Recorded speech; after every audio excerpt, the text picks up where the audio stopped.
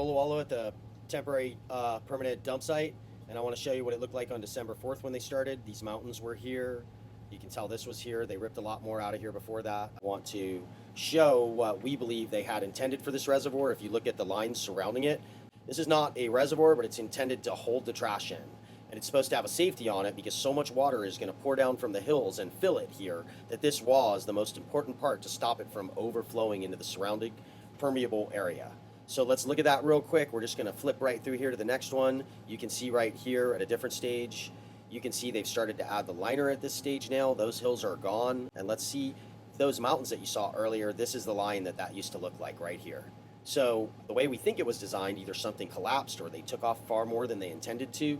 And then you look at their lower line right here, that's a big problem. You see this, it's just not consistent the way that it should be if something's actually going to be able to hold a major rain in and not fail. So let's look at it from this, the amount of surface area to the intended collection area. Normally, for the amount of surface area, this would be 3 times bigger than this, so that it would be able to collect the amount that catches in here and then be able to hold it without it just overflowing, especially considering this is going to be filled up with toxic material. So now you have this toxic material, you put it in here like a big tea bag. Then what's happening? Okay, it's in here, you have something to collect it, but obviously this is inadequate. You can look at the line here compared to the amount of surface area that's going to flow this. It's actually quite crazy. To give you an idea, we will put some of the formulas out there for you so that you can see what that looks like. Here's when the water is just finally starting to come now. This was from 3 inches of rain right here, and you can see what happened. Just from this little bit of surface area they had, 3 inches of rain was just about enough to overflow it, where we believe it was designed probably to be up here. Somebody's messed up here, and this is real obvious, I believe. And you can make that decision for yourself. We just want to show you what's actually happening. So this is where the water came up to with 3 inches of rain. If we keep looking here, we're going to kind of show you what that looks like with the level lines. And you can see again, there was this tiny little pipe they were trying to drain it with. It was insufficient. So let's keep looking forward here and come to after the rains. They told us that they're going to have all these protocol for dealing with this once it's contaminated by this.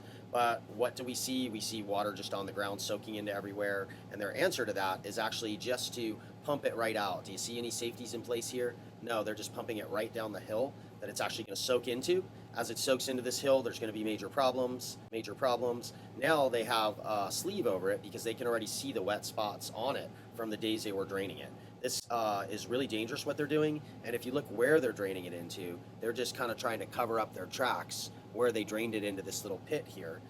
So what's going to happen? What is the protocol for their leachate? Look at the amount of surface area here.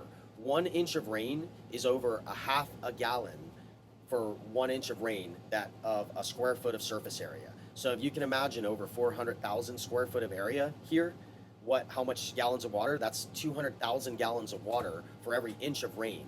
And those estimates are pretty low because we think there's a lot more surface area than that. So let's put it in perspective. What happens when this all piles up and we get a heavy rain and it ends up in the bottom here with all of this amount of area? It's going to be trying to go into an area that's smaller, and all of the overflow is going to permeate into the surrounding area. This has catastrophic consequences once there's toxic materials in here. Please take all of this into account and look at the facts. Thanks for your time. Aloha.